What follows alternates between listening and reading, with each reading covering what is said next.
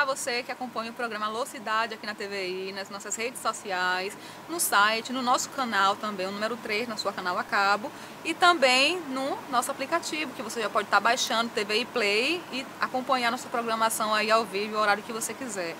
Hoje, mais uma vez, a presença aqui do advogado Rui Correa, e também hoje um outro advogado, também professor, ex-policial também, que é o Rodrigo Rocha. Prazer, Rodrigo. Olá, Ellen. Então, para começar, eu quero estar falando com você um pouco sobre a sua atuação como advogado. Você que é advogado da ASPRA, queria que você explicasse um pouquinho o que é a ASPRA, como é que funciona essa organização. Pronto. Então, olá, Rui, olá, Ellen. Bem. Eu atuo com o tema segurança pública e com questões de segurança pública desde 2008, quando ingressei na Polícia Militar da Bahia e permaneci nas fileiras da corporação até o ano de 2016. Durante esse período também eu exerci a função de coordenador da Associação de Policiais e Bombeiros Militares aqui na região de Itabuna, da ASPRA. E a partir desse convívio com a Associação de Policiais, quando eu fui exonerado da polícia, eu passei então a exercer uma atividade de advocacia, de representatividade dos policiais em procedimentos administrativos, em processos contra o Estado, ações e demandas de enfrentamento do Estado. Então, nós temos uma intimidade, um envolvimento com o tema segurança pública há mais de década, cerca de 13 anos de contato com a segurança pública, 12, 13 anos. Quais são as disciplinas que você ensina enquanto professor? Enquanto professor, eu também gosto de direito público, eu gosto de questões relacionadas ao Estado, ao poder público. Então, lido com direito constitucional, direito internacional, direito administrativo e direitos humanos. Direitos humanos agora em voga, em franca discussão, considerando aí os temas envolvendo o nosso país e também a nossa região. Voltando sobre essa questão de direitos humanos também, da gente estar abordando um pouco sobre o trabalho da polícia, nós tivemos esse fato lamentável essa semana que foi crime no Rio de Janeiro, onde uma pessoa inocente, um pai de família, o senhor Evaldo dos Santos, ele foi morto devido a um fuzilamento, mais de 80 balas, por parte do Exército. Então, eu vou puxar esse tema aqui primeiro e quero ver a opinião do Rui sobre isso, Rui. Olha, é uma cena que chocou a todos, né? Um fato de um cidadão, de repente, ser fuzilado, né? Parado por uma patrulha do Exército e, né, ser levado à morte daquela forma, né, em se tratando do Exército, numa área de segurança, mas verificou-se depois, né, a primeira versão do governo, através do comando do Exército, soltou uma nota precipitada, do meu ponto de vista, dizendo que era um bandido, isso aquilo tinha evadido, ou escamoteando, né? Escamoteando a verdade. Depois que com um clamor que começou a haver a cobertura, o comando aí, né, numa outra nota aí, já demitiu, que já tinha determinado a prisão a ouvida e a prisão, solicitou a prisão preventiva à Justiça Militar. E a gente agora ficou sabendo de que a ação, um dos primeiros a disparar a arma, o tiro, a comandar, foi um oficial superior. Sim.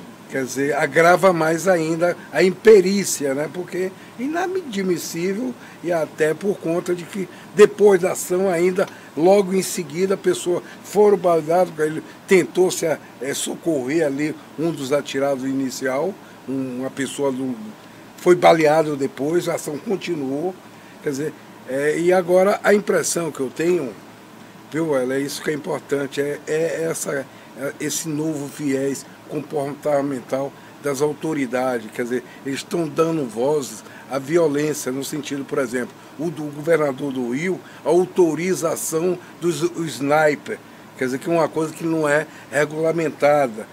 O de São Paulo, o Dória, parabeniza a ação pela morte de 11, quer dizer, assaltante, numa ação que foi preparada no sentido que os órgãos de informação sabia que aquele evento iria ocorrer, né? Mas não se esclarece isso, houve o confronto ou não. Quer dizer, é muito precipitado e isso dá exatamente, pode estar dando vazão a esse momento do enfrentamento, né, com a violência partindo dos próprios órgãos de Estado. Doutor Rodrigo, nesse ponto, você como um representante da classe policial, enfim, como está o posicionamento deles sobre esse assunto? E também quero que você comente a sua visão pessoal também e a sua visão enquanto profissional que lida diariamente com esses temas, enfim, então... Sim. Bom, os militares no país, de um modo geral, Forças Armadas e Polícia Militar, que é força auxiliar do Exército, eles têm uma subcidadania, porque não podem se manifestar. Tanto é que o militar que se manifesta contra um superior ou contra um governante, governador, presidente, ele responde perante o Código Penal Militar. Então é crime militar. Então percebe-se um silêncio até ensurdecedor nas estruturas militares de um modo geral e também até por parte das Forças Armadas. E Rui, perceba como a governança hoje ela é um pouco seletiva, porque o presidente parabenizou a ação dos policiais de São Paulo, o governador de São Paulo parabenizou, o Witzel também já parabenizou certa feita. E houve um momento em que ele disse, olha, bandido que usa arma longa é para ser tratado como terrorista. E o Brasil tem uma lei do abate. A lei do abate foi uma lei criada pelos países a partir principalmente do 11 de setembro para combater o terrorismo. Então, na visão do governador Witzel, quem está com arma longa pelas ruas deve ser equiparado e receber o tratamento de um terrorista, que nós temos um catálogo específico de abater, de retirar mesmo do mundo, enfim. E é preocupante esse empoderamento excessivo das forças, principalmente de Forças Armadas, porque o Brasil retomou uma discussão do 31 de março, tentando inclusive construir uma verdade outra, contrariando o enredo da história inteiro. Então eu acho que até esse acontecimento dos 80 disparos talvez seja fruto disso, desse excesso de elevação das estruturas de força, desse excesso de empoderamento. Só que o militar também ele precisa ser consciente e perceber o seguinte: governador, presidente, governista, ele joga para a torcida, mas na hora de responder pelo ato não é o governador Witzel que vai responder, não é o presidente Bolsonaro que vai responder, quem responde é o agente pelo ato criminoso. E aí tem um antigo coronel, Leônidas Pires, que já comandou o Exército Brasileiro, que dizia assim, olha, no quartel de Forças Armadas não existe algema, no sentido de que militar das Forças Armadas ele é preparado para o combate, para a guerra. Então nós temos que questionar até o porquê de estar se utilizando Forças Armadas para patrulhar a rua. Mas naquele caso específico estava no ambiente militar, quer dizer, era a zona militar. Era uma espécie de zona militar e eles faziam uma ronda num condomínio de oficiais. Então estava protegendo uma estrutura de Estado. Uma estrutura militar. Mas a intervenção federal do Rio de Janeiro, que tinha também um caráter militar, e encerrou no final do ano, ela precisa também ser refletida. Quais foram os ganhos realmente? O que se obteve? Olha, eu vi a respeito disso, só porque eu achei a análise dele bacana, mas eu vi a entrevista do ministro da Defesa, o general Fernando. Rapaz, eu achei um cara extraordinariamente preparado.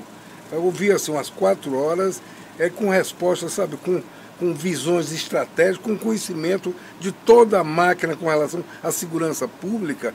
E ele disse uma coisa que é muito importante, porque a gente sabe que depois da revolução, da ditadura, você tinha aí as forças militares auxiliares, né?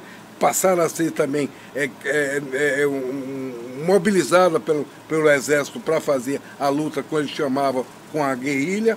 E depois disso, depois da Constituição de 88, não houve uma desmobilização no sentido de ter esses policiais militares com noção de cidadania. A exemplo de, por exemplo, no Japão, o policial militar ele é recrutado, via de regra, na sua comunidade, porque com isso facilita essa convergência. Você sabe quem é quem ali e você sabe, consegue ter o controle social do crime, da droga, percebe? Então é uma interação maior. Então ele diz o seguinte, que o grande legado da intervenção, e o Exército não fez muita pirotecnia nessa última intervenção, foi exatamente na estrutura, no equipamento. Eles organizaram a inteligência dos órgãos, fizeram uma interação. Quer dizer, eles deixaram um projeto pronto e com 4 bilhões eles compraram toda uma estrutura de armamento para as polícias militares e civis, certo? Está lá, agora depende de... Sabe que o estado do Rio é um estado contaminado em toda a sua estrutura de governo. Eu vou estar fazendo intervalo comercial aqui, eu já retorno já para a gente continuar aqui esse assunto. Guarda.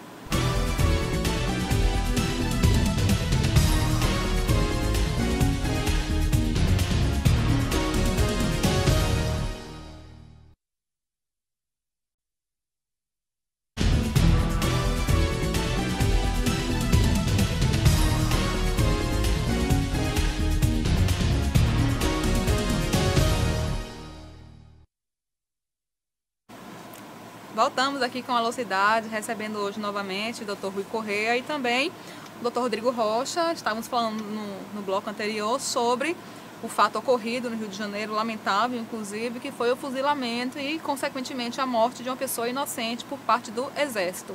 A gente estava aqui conversando nos bastidores sobre a importância que a gente não fortaleça o discurso de culpar a instituição em si. Na verdade, a gente tem que ter esse tipo de atenção porque a gente tem que separar atos isolados de policiais isolados e a instituição. Então, nesse ponto, como é que está o seu entendimento, doutor?